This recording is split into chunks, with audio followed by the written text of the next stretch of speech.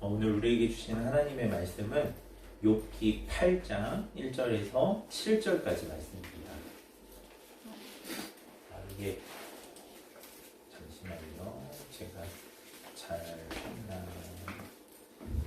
이게 제가 PPT를 잘못 알려드렸네요. 네.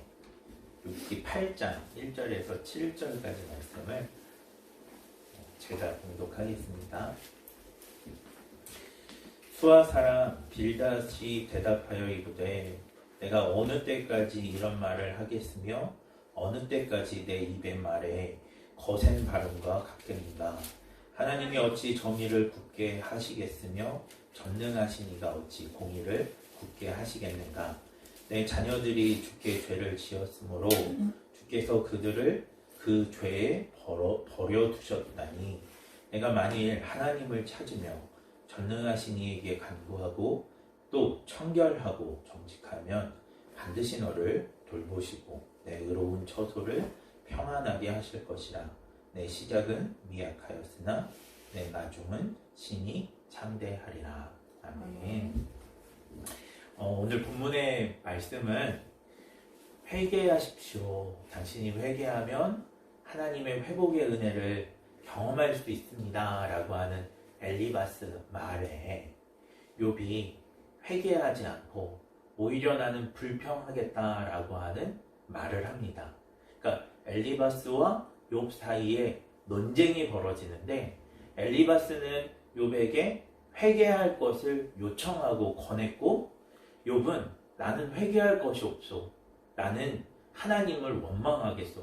나는 차라리 죽기를 원하겠소. 라고 하는 그 대화를 본 빌닷, 그 엘리바스와 함께 욥을 위로하러 온 빌닷이 했던 말입니다. 빌닷은 엘리바스와 똑같이 욥에게 불평을 그치고 회개하라고 촉구합니다.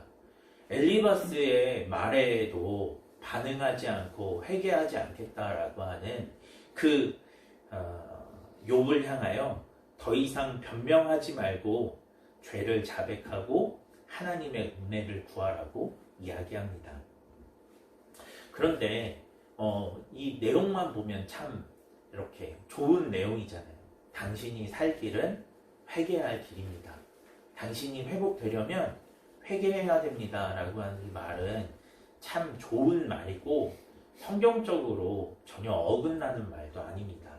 그런데 빌닷이 회개하라는 말을 할 때 욥에게 아주 큰 실수를 합니다.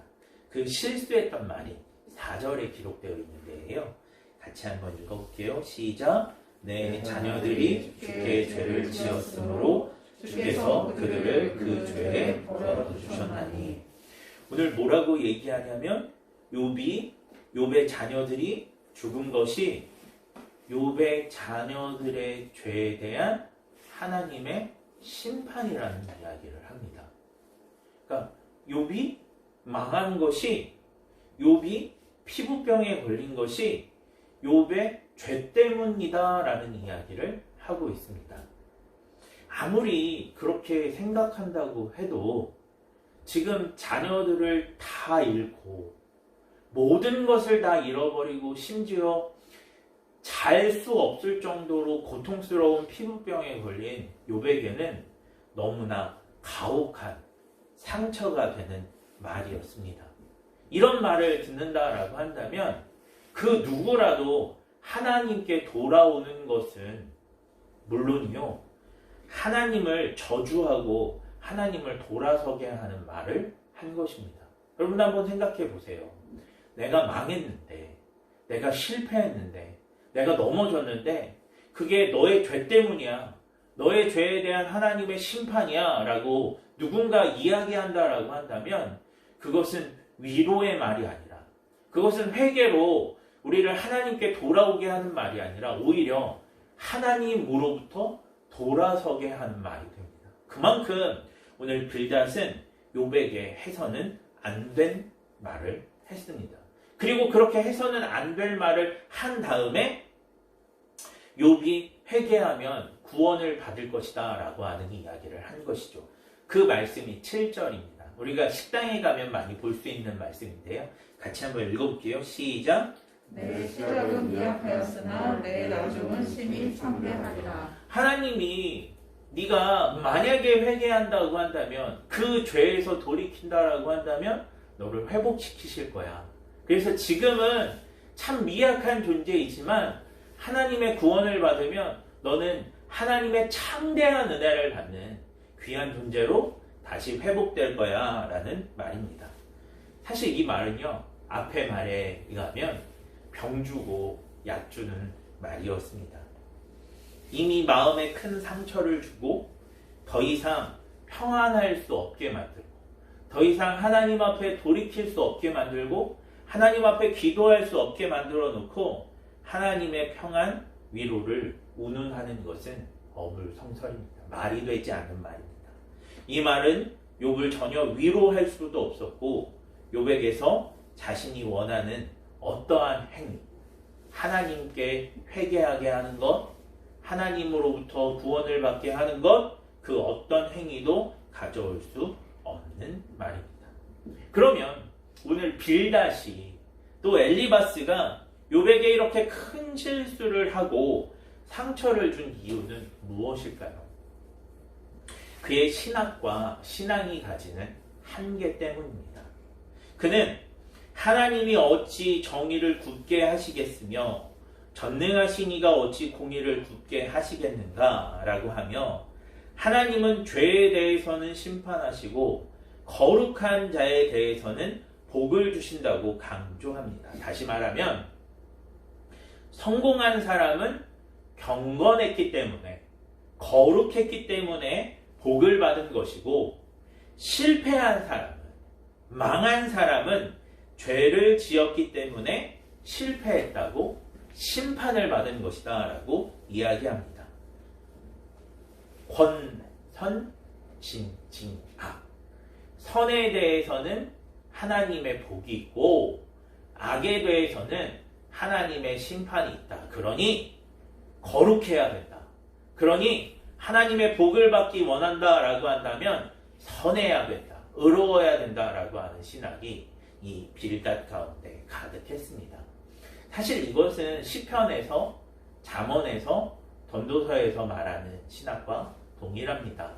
하나님을 잘 섬기는 사람, 복 있는 사람은 악인의 길에서, 죄인의 길에서, 죄인의 꾀에서 죄에 대해서 가까이 하지 않는 사람이다.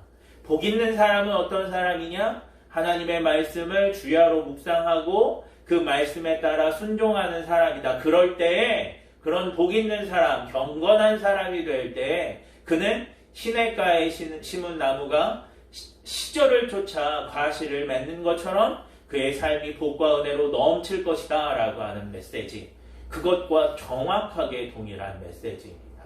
그런데 문제가 있다라는 거예요. 우리가 살다 보면 이 원칙이 꼭 적용되는 것은 아닙니다.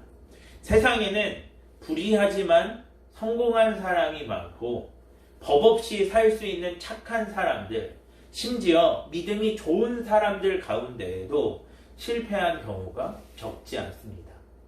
복 있는 사람의 삶을 살았지만 실패하고 넘어지고 낭망한 삶을 살아간 사람이 너무도 많다라는 거죠. 이 원칙이 꼭 적용되는 것은 아닙니다. 꼭 실패한 사람이 죄를 지은 것도 아니고요. 성공한 사람이 의로운 것도 아닙니다. 우리의 삶을 살다 보면 이해할 수 없는 고난이 너무나 많습니다. 왜 저 사람이 저런 고난을 당해야 하지? 라고 물음표를 갖게 하는 경우가 너무 많습니다. 그러니 빌닷의 말은 모든 경우에 적용되는 말은 아닌 것입니다. 빌닷의 신학이 성경적이다라고 말할 수 있고 시편의 이 신학과 동일한 맥락이다라고 말할 수 있지만 이것이 꼭 우리의 모든 삶에 정확하게 일치되는 것은 아닙니다. 욥의 경우도 마찬가지입니다. 욥도 지금 빌닷의 말에 의하면 욥이 망한 것은 욥의 죄 때문이고 욥의 자녀들이 죽은 것은 욥의 자녀들의 죄 때문인데 실제로 성경은 욥이 죄를 지었다라고 정죄하지 않습니다. 욥의 자녀들이 죄를 지었다라고 정죄하지 않습니다.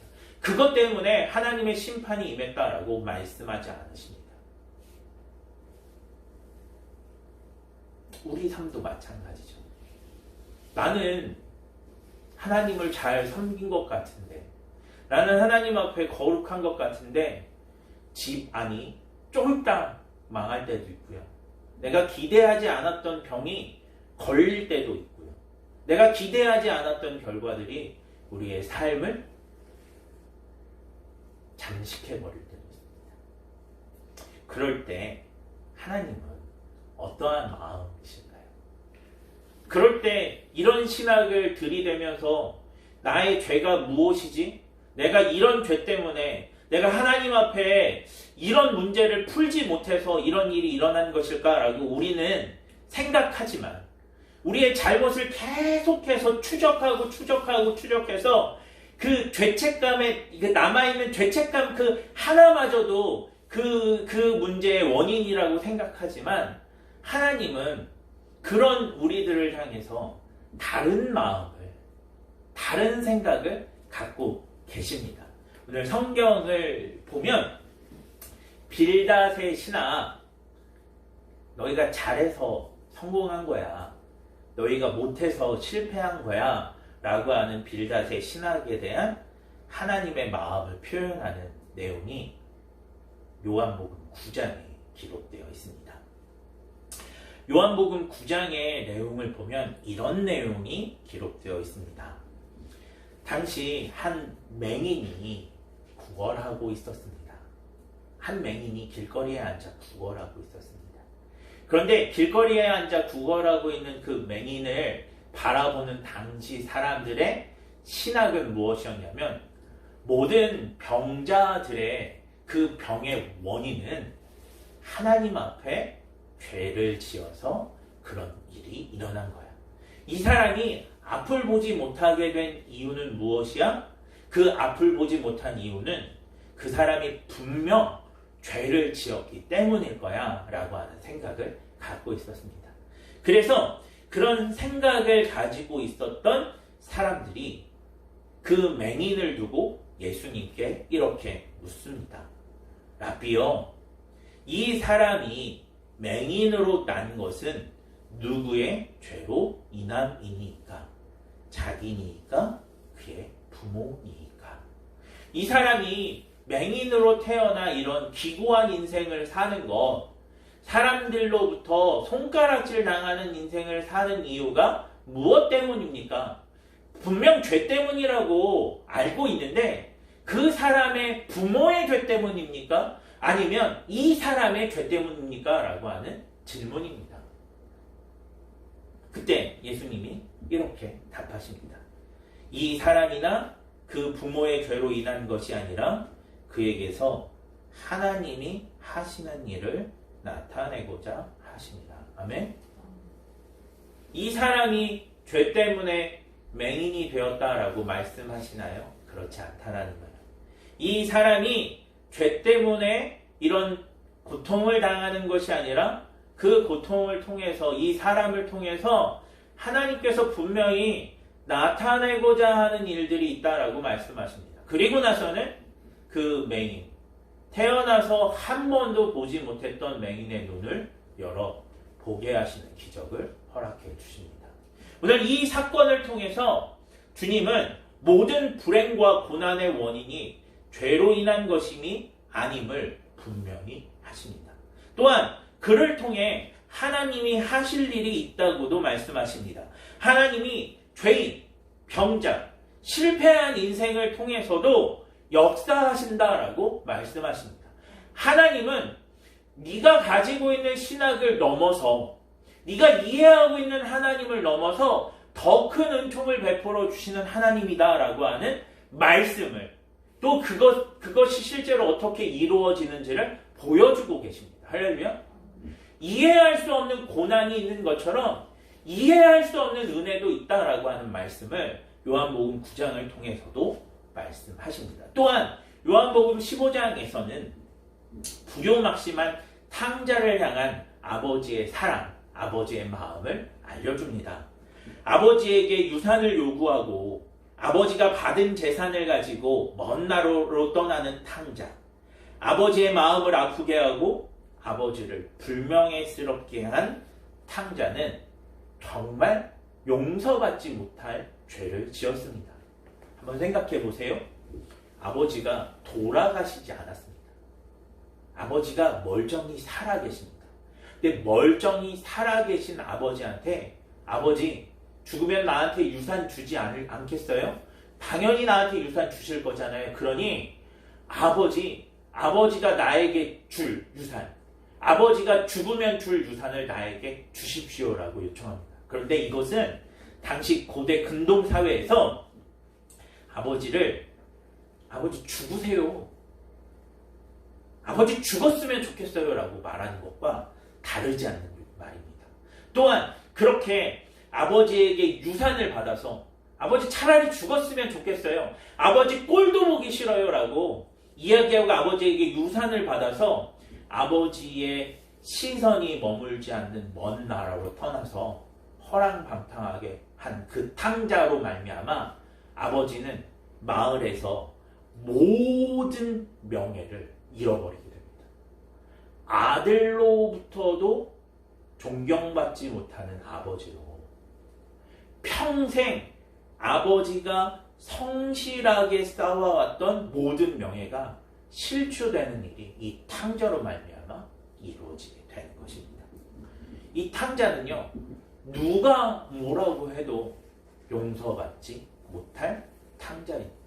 오늘날로 치면 아버지를 칼로 찔러서 폐륜적인 살인을 저지른 자와 별반 다르지 않는 당시에 동네 사람들이 받은 충격, 아버지가 받은 충격은 아들이 칼로 내 배를 찔러 죽이려고 하는 충격과 별반 다르지 않은 충격을 주었다.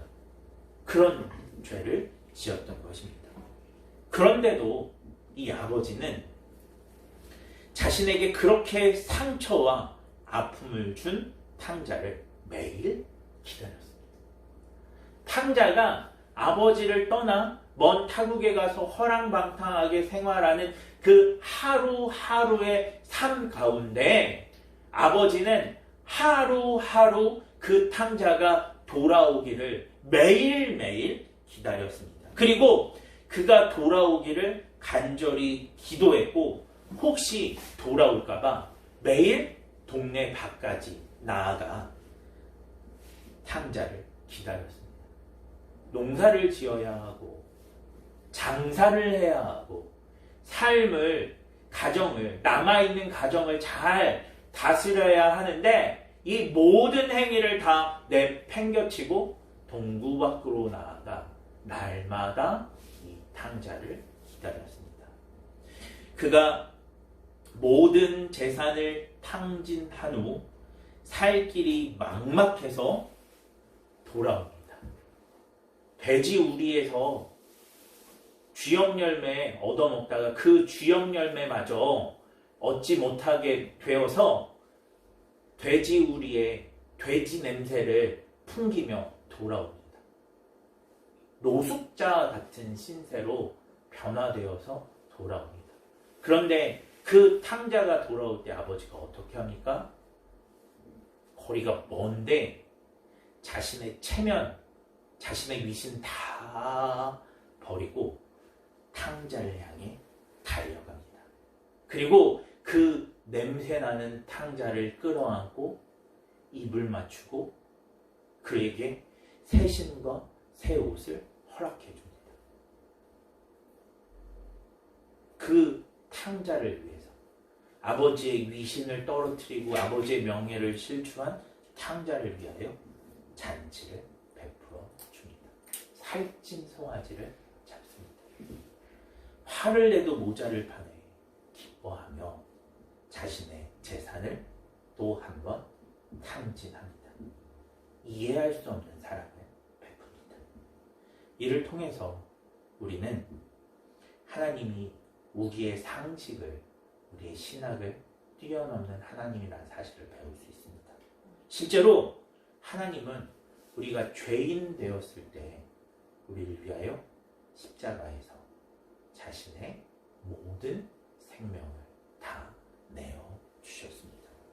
하나님의 구원은 우리가 무언가를 했기 때문에가 아니라 우리가 의로웠기 때문에가 아니라 하나님의 이 사랑이, 하나님의 이 은혜가 이해할 수 없는, 우리의 상식을 뛰어넘는 사랑이고 은혜였기 때문에 이루어지는 것입니다. 우리가